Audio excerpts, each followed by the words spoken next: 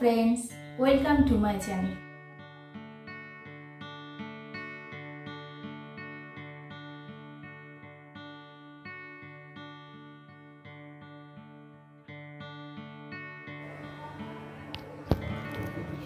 দেখো আজকে কত বড় চিংড়ি মাছ পেয়েছি বাজার থেকে। দেখতে পাচ্ছ কত বড় চিংড়িটা। এই চিংড়ি দিয়ে আমি একটা স্পেশাল রেসিপি তৈরি করব। আমার চ্যানেলে চিংড়ি মাছের অনেক রেসিপি আছে, কিন্তু আজকে আমি যে রেসিপিটা বানাবো সেটা হলো মশলা চিংড়ি।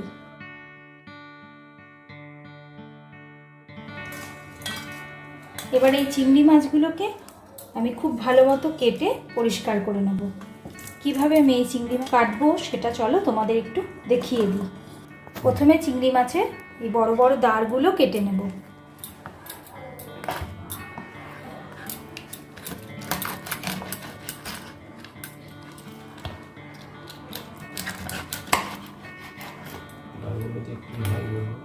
এই দাঁড়গুলো দিয়ে তরকারি করেও খাওয়া যায় বা ভাজাও খুব ভালো লাগে। চিংড়ি মাছের মাথার অংশটাকে কেটে নেব।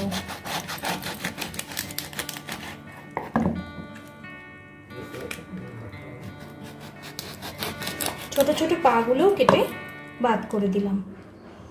এবার এই মাথার খোসাটা ছাড়িয়ে নেব।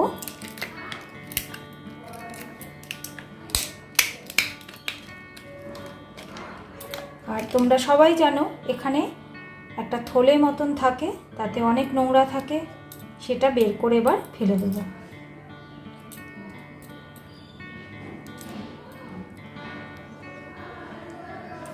এবার বাকি খোলাটাও আমি ছাড়িয়ে নেব।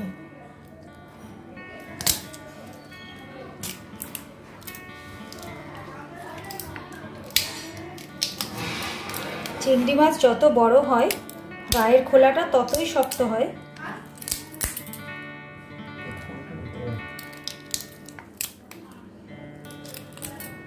খোলাটা একটা কাঁচি দিয়েও এর সুন্দরভাবে কেটে ফেলা যেতে পারে।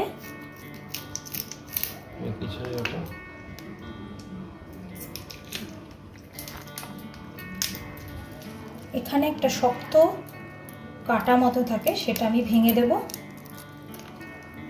কিন্তু আমি লেজের অংশটুকু রেখে দেব। দেখতে ভালো লাগবে তাহলে। এই দেখো লেজের অংশটুকু রাখবো। এই দেখো এইভাবে ছাড়িয়ে নিলাম। এবার এর পিঠের অংশটা চিড়ে নেব। তোমরা সবাই জানো এখানে একটা সরু নোংরা শিরের মতো থাকে, সেটা বের করে ফেলে দিতে হবে। এটা কিন্তু ফেলা খুবই জরুরি, সব চিংড়ি মাছেই থাকে। আর একটা কাজ করব, এখানে চিংড়ির গাটা একটু সামান্য চিড়ে চিড়ে দেব, তাতে চিংড়ি মাছের মধ্যে লবণটাও খুব ভালো ঢুকবে। আচ্ছা তোমরা কিভাবে আমি এটা কেটেছি। এইভাবে আমি সবকটা চিংড়িকে কেটে ধুয়ে রেডি করে নিয়ে ফিরে আসছি। দেখো চিংড়ি মাছগুলোকে আমি সুন্দর করে পরিষ্কার করে ধুয়ে সমস্ত নোংরা ফেলে পরিষ্কার করে নিয়েছি। এবার এটাকে লবণ হলুদ দিয়ে ম্যারিনেট করে নেব।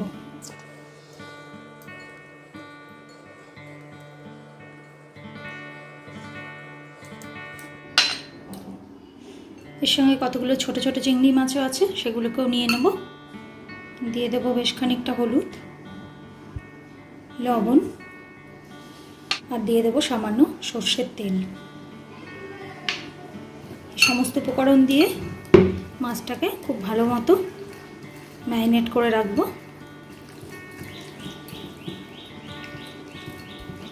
এটা এবার মিনিট 15 মতো রেখে আমি রান্নাটা শুরু করব।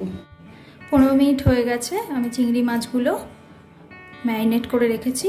সর্ষের তেল গরম করে নিয়েছি। দিয়ে দেবো 3টে মতো কুচিয়ে রাখা পেঁয়াজ।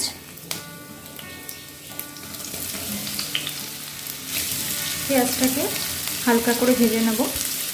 পেঁয়াজটা অল্প ভাজা হয়ে গেছে। এবার দিয়ে দেবো কয়েক টুকরো আদা, প্রায় 8টা-10টা মতো রসুন। এবার এগুলো একটু ভালো করে ভেজে নেব। ভাজা ইনগ্রেডিয়েন্টসগুলো দিয়ে আমি একটু পেস্ট বানিয়ে নেব। দিয়ে দেবো 4টে কাঁচা লঙ্কা, গ্যাসের ফ্লেমটা কমিয়ে আমি ভাজবো। দেবো দুটো টমেটো টুকরো করে। সমস্ত ইনগ্রেডিয়েন্টসগুলো ভাজা হয়ে গেছে। এবার আমি গ্যাসটা অফ করে দেবো আর এগুলোকে একটু ঠান্ডা করে নিয়ে পেস্ট বানিয়ে নেব। পেস্ট বানিয়ে নিয়ে ফিরে আসছি। তো ভাজা ইনগ্রেডিয়েন্টসগুলোর একটা পেস্ট বানিয়ে নিয়েছি। এবার কড়াইয়ে আবারও সর্ষের তেল দিয়ে নেব। এবার একটু বেশি পরিমাণে সর্ষের তেল ব্যবহার করতে হবে। তেল খুব ভালো মতো গরম হয়ে গেছে। এবার এই পেস্টটা দিয়ে দেবো।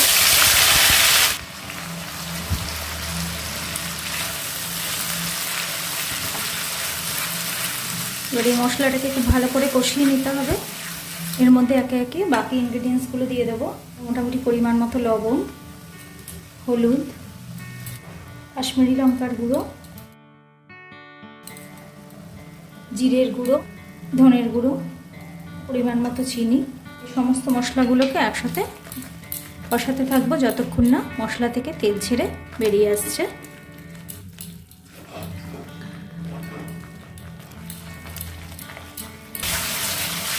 এটা আমি কাঁচা লঙ্কা ঝালের জন্য ব্যবহার করেছি। তোমরা যদি ইচ্ছা করে আরও ঝাল খেতে পছন্দ করো কেউ, তাহলে একটু শুকনো লঙ্কার গুঁড়োও ব্যবহার করতে পারো। মশলা কষে মশলা ছেড়ে তেল অনেকটাই বেরিয়ে এসেছে।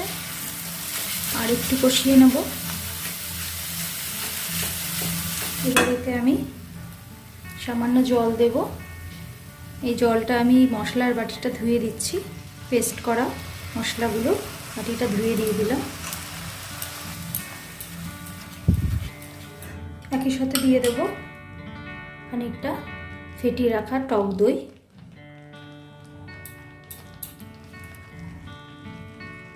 আরও খানিকটা জল দিয়ে দিলাম।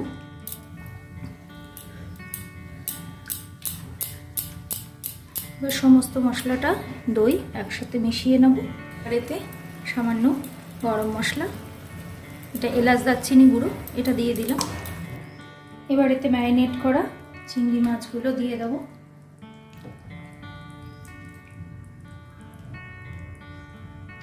চিংড়ি মাছগুলো ইচ্ছা করলে তোমরা ভেজেও নিতে পারো। আমি এখানে মশলার সাথে কষিয়ে রান্নাটা করব।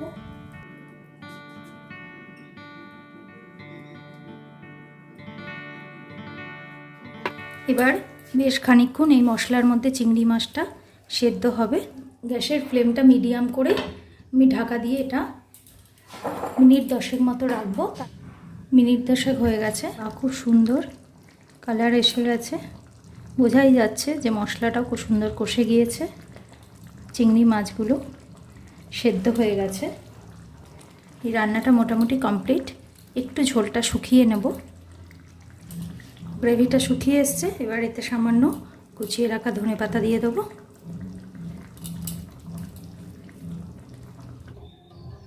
মশলা চিংড়ির এই রেসিপিটা তোমাদের কেমন লাগলো আমাকে অবশ্যই কমেন্ট বক্সে জানাবে। আর ভালো লাগলে রান্নাটা বাড়িতে ট্রাই করো। আমার চ্যানেলটা ভালো লাগলে লাইক, শেয়ার এবং সাবস্ক্রাইব করার অনুরোধ রইল। ভালো থেকো, সুস্থ থেকো। Thank you friends.